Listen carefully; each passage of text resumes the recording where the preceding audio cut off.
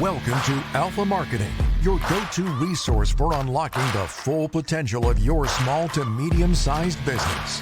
Hosted by Aaron Shishilla, CEO of Wolfpack Advising. Now, let's learn how to dominate your market. Hello, everyone, and welcome to the Marketing Alpha podcast. Again, we have a special guest here. I think some of you who have listened in onto the Marketing Alpha podcast or been a Wolfpack customer probably heard of Molly Shoemaker's name. So, Molly, for those that don't know you, give us a quick introduction on who you are. Hi, thank you. I'm Molly Shoemaker. I am the Director of Analytics at a firm by the name of RTC Accounting. We specialize in home inspection financials, but we do the books for companies in all kinds of industries, everything from healthcare to aviation to pest control. So we have clients all over the place. And I've been working at the company for about 7 years now, and I've been working with the owner, his name's Will Russell, for even longer. We go way back. So I just really enjoy helping my clients to grow and to teach them about their financials and to make them comfortable dealing with all of the numbers of their business. Most people didn't go into their particular field because they like doing the accounting part of it. So I try to make that part easier for them. I would imagine a lot of people hate the numbers. And for those people, today we're going to be diving into some marketing metrics that drive profits, going to be mainly focusing on the profitability of marketing campaigns. And so, Molly, I really enjoy talking to you about this kind of stuff because I know that you're a real geek and a nerd when it comes to numbers like I am, especially around marketing campaigns. So that being said, let's just begin with this initial question of the companies that you're working with, right? I've probably seen companies that do well with tracking their marketing metrics and companies that don't. Why is this so crucial into your business growth strategy? Why is this an important thing that we need to talk about? So typically a company is going to spend at least 10% of every dollar that they make on marketing. So if you're not really honed in on where you're spending the money and how you're spending the money and making sure that you're spending the money well, that's 10% of every dollar or more that's just going out the window. And it's also the most critical for being able to bring in more revenue, continuing with the revenue that you have and building on the revenue that you have. So it's some of the most, outside of actually doing whatever you do to sell, whether that's selling a widget or providing a service, outside of those, marketing is probably one of the most important things that you can be spending your money on because it's going to help you continue doing what you're doing. And so many people, when they first start out, it kind of builds on itself and you get a lot of word of mouth. You might have entered the industry because you've already been working for somebody else and you can kind of bring clients along. So at the beginning, you can be a little fast and loose with your marketing dollars, but as you continue to grow, there's a cyclical part of a customer lifespan where, the ones that you've had may end up and move on, or they no longer need your services and you need more. And so that word of mouth isn't necessarily going to carry you forever. You have to be able to bring in new clients. You have to be able to, that's what's the lifeblood of your business to keep it going. And you mentioned that most companies you're working with or what you're seeing is like they spend 10% of their revenues on marketing. Would you say, like, is there a particular range? Is in that average, is that 10%? 10% is about where we typically see most businesses. Now that range can vary wildly. I think the lowest that we have is about 3.5%. It's incredibly low, and I think this particular company has just like a cult following where they are, that they can manage to bring people in and fill all their schedules without needing to market. But as they grow, they're going to need that as well. And then we have some that are all the way up almost to 20% of their income. And those are the ones that are trying to aggressively grow. And while that might be okay in the short term, it's not really sustainable in the long term to be able to kind of spend that amount of your profits. So it can vary wildly, but we consider a stable business to be somewhere around 10%. Gotcha. Okay, that makes a lot of sense. So if you're a $100,000 business, essentially the average would be like $10,000 a year towards marketing costs. Correct. Correct. If you're wanting to stay kind of at that $100,000 a year, if you're wanting to grow, again, usually you'll need to spend a little bit more in order to bring in more clients than what you had previously. Okay, got it. So let's get into the first segment of this, which is talking about some of the most important metrics for marketing and the KPIs. And then I would like to inquire with you how you see it working on the back end for these businesses. So the first one being conversion rate. This is one that primarily like a lot of marketing agencies look at, because obviously if we're running an advertising campaign, we want to see how many people are converting from that advertising campaign that we're running, what the actual total rate is. So if you have 10 people that see the ad and you had one convert, your conversion rate being 10% then. There's other ones that we're going to get into: customer acquisition cost, return on investment, and lifetime value. But from your perspective of looking at somebody's books, how important is conversion rate, and how does that tie into the overall picture when you're looking at somebody's books? So conversion rate is very important. It's not the only factor. I would say two of the most important factors are the conversion rate and the customer acquisition cost. And they kind of go hand in hand, and they tell you where some of your dollars are breaking down. So you can have a really strong customer conversion rate, and what we consider the conversion rate is the amount of dollars that you spend, how many leads you get from that. And then you have from the leads how many of those actually buy.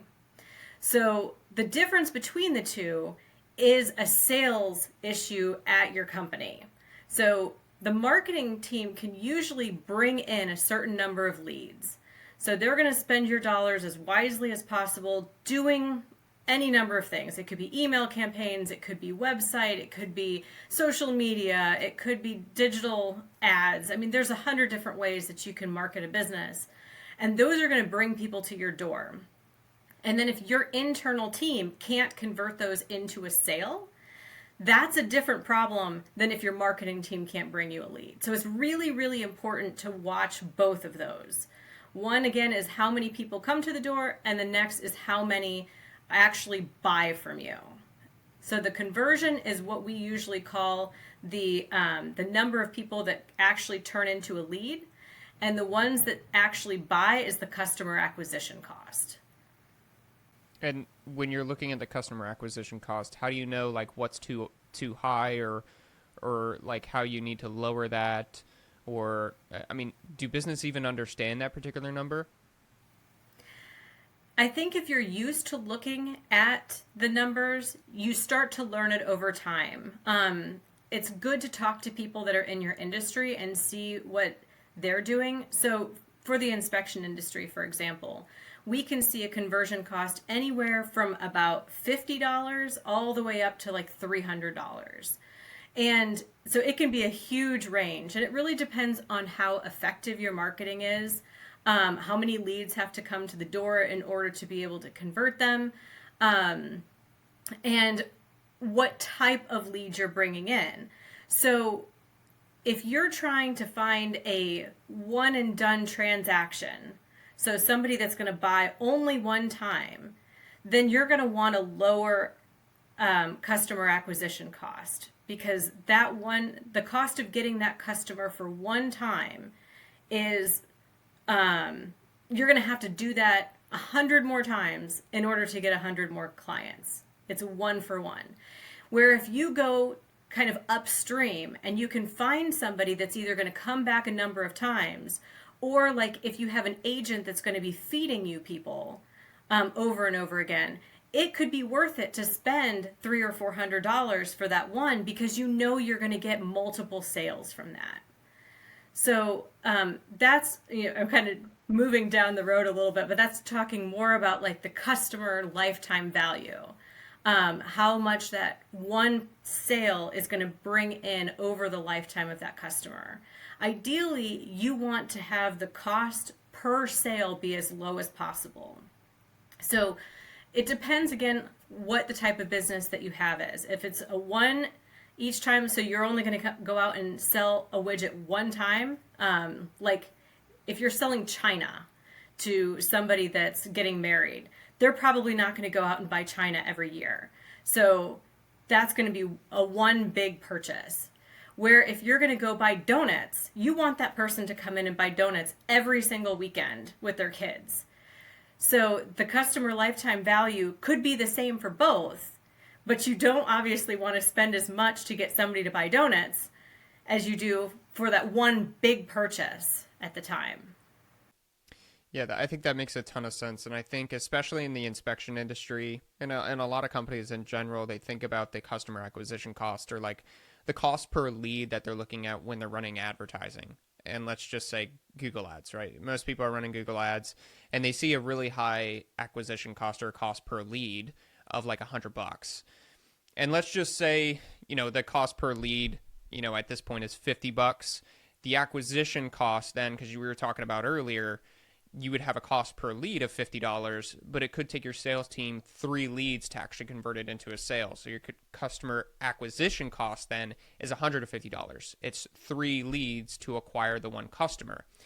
And they might look at that number of $150 and say, that is extremely high. Why would I be doing that? But what I think that they're forgetting often that, Molly, I think you and your team do such a great job at is explaining, hey, it's $150 to acquire that customer, but that customer has the opportunity to give you a higher lifetime value depending on how your business is structured, or if they're an agent and they're doing referrals to home inspection, or if there's something that they're obviously purchasing again and again. And I think that's where, in terms of advertising in our job, like a lot of the market kind of plays into, because more people are willing to spend money because they understand the lifetime value. So if you don't understand the lifetime value, you could be running ads thinking you're like bending over backwards to pay for leads, but everybody else is willing, hey, I can spend more, I can spend more, I can spend more, because they know that they have an extremely high lifetime value from that one lead that is $150 once you get to the customer acquisition cost. To wrap this together, tell me about the return on investment from your end and how people are actually looking at that and how businesses should look at the return on investment from the book side. So the return on investment is very simply how much you brought in minus how much you spent to get that, divided by how much you spent. That's the formula for how to do it. And you want to look for definitely anything under 1, a ratio of 1, means you're losing money on that. That's very bad. We look for 3 or more. If you have a really good relationship like with your marketing team, we've seen that upwards of 7 to 10. It can be very difficult to keep those levels for a long-term basis, but you can definitely hit those types of returns. I would say about a 3 is minimum though. That means for every $1 that you spend, you get $3 back in revenue. And the important thing is to look at it for a longer period of time so that you're building in that lifetime value of the customer. So if you have something that has a sales cycle where you may not have a sale from that person every week for like that donut situation, maybe it's a couple times a year, then you're not going to want to run that ROI every month. You're going to want to run it on like a 6 or 12 month basis as like a whole of what you spent for that campaign and what that campaign brought in, because that's going to allow for those sort of multiple purchases and give you the full value of what you did. What we see too often is that somebody runs that ROI like a month in and they throw their hands up and say, well, this isn't working, I'm going to go try something new. And then they redirect to something differently and they don't really get a chance to build any momentum with any particular campaign. And they end up sort of throwing a lot of money out the window because they just won't stick to one thing and really make it sing. I can agree with you on that 100%. I think I see that time and time again is they get really excited about running a new campaign. They stick it out for the first month. They're excited about it. Month 2, month 3, they kind of forget about it. And those are the times where month 2 and month 3, You need to be so focused on those numbers. There are companies that super succeed when it comes to any type of marketing campaign. And it's because at month 2 and month 3, they're looking at every single detail to understand where the fall off is. Like you mentioned earlier, we can send a bunch of leads, but if your team isn't converting those leads, there's no return on investment. And so the companies that are having the 7 or the 10 return on investment, so are spending $1 and getting $7 to $10 out of it, those are the companies that have a really in-sync sales team and the really in-sync marketing team that drives the good leads. It takes both of them together working really well. Now, the last question on the return on investment. I feel like a lot of businesses don't consider return on investment when it comes to even their own marketing team, like paying salaries for their marketing team or gas or food. They think return on investment when it comes to just advertising or like, I spent this money with Google Ads. How does that play in your role when you're looking at somebody's return on investment through marketing? It absolutely has to be everything. That is your total marketing cost. So when you're looking at your marketing costs, remember, marketing is more than just a digital click or even, the placemat at your local diner. Like the marketing is everything that you're doing to enhance your brand. So that's going to be your people, that's going to be your swag, that's going to be the gas to like go to different events to promote yourself. All of that is your marketing cost. So when you're looking at your return on investment, you want to look at the whole package. Now, that doesn't mean you can't look at a particular channel. So if you are really diligent, and this is where it becomes very important to be organized in your business, to know exactly where your leads are coming from and why they're breaking down. So in the terms of where they're coming from, when you first sell, see if you can figure out how they heard from you. Where did they have a promotional code? Did they come in through a particular website or a particular phone line? The more data that you can get on that, the more you can see a particular channel's ROI. And there are going to be differences in the return that you can see for particular channels. And this is another place where you have to look at a longer time frame, because the turnaround time for like a digital campaign is going to be different from the turnaround time of a billboard, which is going to be different from the turnaround time of the person that kind of goes door to door, shaking hands and, kissing babies and that sort of thing. So knowing the amount of time, knowing the resources that you've put into each one and how you're getting the return you're getting is going to help you really fine tune where you're spending your dollars. But you have to be tracking it, and you have to be tracking it consistently. Perfect. Couldn't agree with that more. Let's segue here. I have a couple questions for you, and I think I'm going to chime in with some of my answers too, but I want to ask you first. So this first is a bigger question that I think you could answer, which is when companies are just starting out or like they're just wanting to get started in marketing, what would you recommend how they determine what their marketing budget should be? Like if they're just like, I don't have a marketing budget. I mean, I just spend the money that I have. What do you recommend to those people? It depends what their goals are. Typically, we're going to tell them somewhere in the 10% is where they're to be aiming for once they're stabilized. Now, if they're trying to actively grow, especially if they're trying to grow aggressively, we know they're going to have to do more than that, but that's where it becomes very important that they're measuring all of this so that, and they're working with somebody that is helping them to measure it. If they're just starting out, we're always going to recommend that they work with somebody that has been doing this, because if you just try to go it alone, you're probably going to end up throwing some money away. And it's not, for most people, just like they didn't go into business to do the accounting, they probably also didn't go into business to do the marketing. So you're going to get a better return by trusting the experts to do it, because they're going to be able to use your money most effectively. Now, Aaron, I'd love to tell you that every company is as good as you guys are when it comes to being able to give results back to them. If your company doesn't give results back to them, find a company that does, because every marketing company should be able to do that. So making sure that you have the data to hold everybody accountable, both you with the checkbook and also them that's actually spending the money, and making sure that they're showing you what they're spending it on. And for those people that get started in marketing, whether they're doing it on their own or they choose a marketing agency, you kind of hinted at some of the mistakes that if you do it on your own and you're not used to it, you're probably going to be wasting some marketing dollars. Or if you partner with the wrong agency, obviously that can do a lot more harm than good. What are some of the other large mistakes that you see companies do when they're getting started in marketing or spending their marketing dollars? So I call it the throwing the spaghetti on the wall plan, where they just sort of think of everything that they can and just throw everything out there, and they don't really let anything really sing. If you do too much, you can't tell what's working.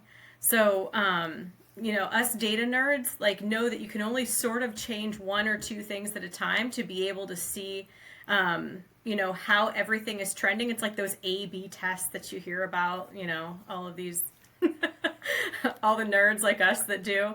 So if you try to do too much, you're not going to know what's working and what's failing. And so you're not going to be able to know how to pare it back without risking getting rid of some good leads. So make sure you have an infrastructure first, and make sure that you start with a few deliberate things. And this is, again, why we recommend working with somebody, because they're going to be able to sit down and say, okay, what is your market? What are you trying to accomplish? And they're going to be able to recommend the channels that are going to be most effective for who you're trying to talk to, so that you're not trying to, you could have the best campaign in the world, but if you're going for somebody that's not your target market, it's not going to be helping to grow your business. That's where you're going to end up with a lot of leads, but you're not going to be converting any of them because they're trying to buy something that you don't sell. So working with a professional is going to get you on a better path faster. If I had to chime in and say some of the biggest mistake that I think businesses make from my perspective, I think it would be they work with a marketing agency and expect that marketing agency to do everything for them. And they don't expect or have expectations that they need to do work on their part too, to make sure that everything is functioning smoothly. A marketing agency can do everything to help bring you leads, but you need to be very communicative with that agency to understand, hey, are they sending the right leads? Once they're sending the right leads, how's the cost per lead for you? And then are you converting those leads? Lots of times we work with companies that I think we send a ton of good leads, it's a good cost, but then the sales conversion rate just falls through, and I think that ruins the return on investment. And I think in inspection worlds, Molly, I think you would know this pretty well, and a lot of home service providers, when they haven't done any advertising or marketing before, and then they get started in it, their office team is used to answering the phones to people that already know and trust them. And so when you pick up the phone, it's usually people of not used to having to sell, not used to delivering a quote and selling the company and talking about why they should work with them versus the other company that they could call right down the list from Google. I don't know what your thoughts are on that, but I feel like that's just the number one thing that I see when people come to work with a company like Wolfpack. Even though we do a fantastic job, you could still fall through on your marketing dollars by not doing that. Oh, absolutely. It has to be a really good communication between the two, or it's never going to work. So the company is always responsible for being very clear as to who their customer is. So you have to know who your customer is, in order for any marketing team to be able to help you. And if you don't know who your customer is, you're not going to be able to advertise to them either. So that's the first thing you have to know. And then you have to be able to communicate very well. If you're getting leads that, if you do an inspection, if everybody calls you and said, hey, everybody wants a roof inspection and we don't do roof inspections, you need to be communicating that back to the marketing team in order for them to be able to make any changes. Otherwise, if you continue doing the same thing over and over again and expecting different results, that's insanity. So it has to be communication both ways, and you have to, that's why I say you have to have that infrastructure set up. You have to have a system to be able to say, is this working? Is this not working? To be able to track what leads are coming in so that you can be feeding the information back to the marketing team. The marketing team can be making these little adjustments here and there and then feeding it back to you. So it has to be both ways. It's never going to work if you just try to outsource everything. Let's segue into some actionable takeaways that I think you could chime in with some businesses on. The first one is like, when you look at a particular company and whether they come to work with you or they're trying to do things on their own, what things do you look at to quickly assess like their marketing health or like their financial marketing health? We can get a pretty good idea pretty quickly by looking to see how much they're spending on marketing. And if we can't ask, how many new leads did you get? How many new, what is your customer conversion rate? How many new agents or customers or whatever did you get in the last year? If they can't answer any of those questions or don't even know like where to start, then they're probably not measuring the right things. And again, some of them can be really lucky early on, but it's going to end up and catch up with them. They're going to get to a certain point and plateau and then wonder why they can't grow. Any company that comes to me and wonders why they can't grow, that's automatically going to tell me that there's probably something wrong in their marketing, that they're not utilizing something correctly. And it could even just be a reputation problem. They're not out there posting the right things, making sure they're getting a bunch of 5-star reviews, whatever. Because if they're not doing it, there's going to be 10 people that are competing against them that are doing that. So they have to stay up with it or they're going to fall behind. So you would look at somebody's numbers to say, how much are you spending on marketing? What percentage of that is that in reference to their whole revenue, their yearly revenue? And then comparing that number to like their growth or like how many leads that brought in is what you're looking at. Right. If they can't answer that, if we ask them and say, how many new customers did you have or what is your growth year over year, and they can't answer that question, that's the first red flag of like, hey, they're not looking at the right things. They don't know the answers to this question. They're spending their money a little bit blindly. Okay. And what are some simple like financial reports that business owners can pull and that they should look at monthly? What are some key stuff that you would recommend? So definitely making sure that you're tracking all of your marketing costs, all of them, the people, the gas, the giveaways, the tchotchkes, all of that. Make sure you're tracking all of that each month and comparing it to a percentage of revenue. Look at it for the month and then look at it for a trailing 12 months. So for the last 12 months that you've been doing business. Because you might have one month that's weird. Maybe you bought a bunch of handouts or something. So make sure you're looking at it for that month, but also trailing 12. And then at least once a quarter, be running some of those numbers of your total marketing cost minus the number of, or divided by the number of new customers that you have. That's going to be your customer acquisition cost. Making sure that you're looking at that conversion. Same thing, total marketing cost divided by the number of leads that you have. And then anytime you start a new campaign, making sure that you're looking at the ROI on that campaign. Again, don't make any changes after a month if that's not where you want it to be. But if you're tracking it every month, it should be going up. And if it doesn't start going up after month 3, that's when you need to start having a conversation of like, okay, if it's still not going up after 3 months, now is there something that we need to be changing? But if you change it too much before then, you're not really going to get any momentum. What tools and software should they be using to look at this stuff? Like, I mean, like QuickBooks is obviously the number one is what you would suggest? I would say that QuickBooks is only really going to give you the total marketing cost. You want to have some sort of CRM or it could be your point of sale system where you can put in, this is how the customer found me, and be able to say, this is the total revenue that I got from them. So a lot of times it's more the point of sale system than even QuickBooks that'll help you get some of that information. wherever you can say this is a new client, so that you can run a report and say, I got 10 new clients this month.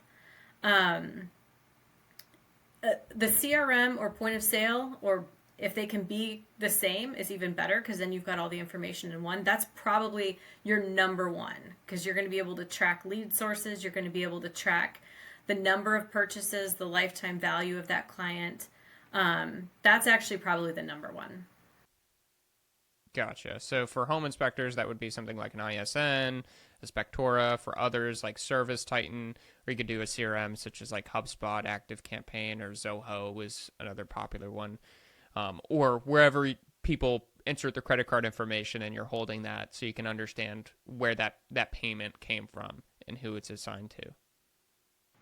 Right. The one thing I will add, though, is to make sure that you're putting in leads also, and not just sales. Otherwise, you're never going to be able to see what your true conversion from a lead to a sale is. The one thing we see a lot of companies do is they'll only put the sales in the system and they won't put the leads, and so they can't really track their true conversion. That's a huge point as well, just because like obviously you want to know what your close rate is. So if you're not tracking all the leads, you don't understand how many leads converted to the sale, and you don't know the close rate. One of the metrics I can throw out here before shifting gears is what typically I'd say, and maybe Molly, you could chime in on this, but what I've seen is your close rate needs to be usually at least 30% to get a good return on investment from a lot of your marketing. So if you're not converting at least 30% of the leads that you have, a lot of times you're setting your advertising, your marketing dollars up for a bad time. Would you agree? I would say 30% is probably the lowest for a lot of industries, like for the inspection industry, where at the time that the lead comes in, it should be what you're really looking for. So if you can't convert at probably 50% or more, then there probably is a sale issue. Either your rates aren't clear, or your packages aren't clear, or your salespeople aren't really asking for the sale, or something like that is probably an issue. Yeah, I think a lot of times too, it's like even if you're a single man operator in your business, if you're out on a job and you don't answer the phone, you just lost that lead that came to you. So you could be running ads, or you could be doing any type of marketing, but if you're not picking up the phone for that lead that's calling you, you just lost it. So, okay, let's shift gears and kind of go into closing. Oh, one last thing in terms of tools and software. One thing that I would recommend for Wolfpack, all customers that work with Wolfpack, we have some type of lead center that tracks where the lead exactly came from using just JavaScript on a website and understanding the referral source, kind of like a Google Analytics. You can implement something like a Google Analytics, but there's two other ones that I'd recommend looking at, like a callrail.com is one you could look at, or a whatconverts.com. Both of those are really great softwares in order to use call tracking numbers and understand, hey, if somebody came from Facebook or came from Google Ads or came from some particular phone number, and then compiling that in a report. So you can easily see the hard data in terms of where somebody came from, or a lead, and where that information came from. So closing thoughts, Molly, where can listeners find you in RTC if they're interested in getting some more information on what you have to say? Our website is just rtcaccounting.com, or you can email us at info@rtcaccounting.com. We do have a little bit of social media, but we are terrible at updating it because we won't let Aaron help us yet, because we can't commit to the time that we know we need to in order to help him. So yeah, email and website is our best right now to get a hold of us. That's awesome. I think they should reach out to you on social media. I think you should force that. Only on social media, so that way it forces you. Yes, that would actually create a little bit of discipline for us. So I'll say even for myself on social media, I have it as a task to do every single day. And to do social media really well, it takes a ton of time. And I obviously with Wolfpack and our clients, we have the whole team built out to where they have it really flowed super well to where it gets done. But for my own personal, it's difficult finding the time on my own personal account. And I know I can achieve a lot of growth on my own personal account, but dedicating that time definitely takes a lot more time than you might think. It might seem super simple, and sometimes it can be, but creating the different content ideas and everything else, putting that all together, it's just a lot more time intensive. So I get it. Okay. Well, thank you, Molly, for being here. I encourage everybody that is listening to this Marketing Alpha podcast, take a look at some of those marketing metrics we mentioned earlier. So take a look at your conversion rate, your customer acquisition cost, return on investment, and lifetime value. If you don't know the answer to those questions, find out the answer to those questions. You can ask a friend, you could ask a neighbor, not your neighbor across the street, but like a neighbor in the industry, or you can obviously reach out to Wolfpack Advising, or you can reach out to Molly and we'll help you figure out those numbers. Anyway, thanks for listening. We'll see you on the next one. Thank you for listening to Alpha Marketing. If you enjoyed today's episode, be sure to subscribe, leave a review, and share it with other business owners and marketers. Your support enables us to continue bringing you actionable advice and the tools you need to thrive. Join us next time for more insights with Aaron Shishilla, and keep striving to be the alpha in your market.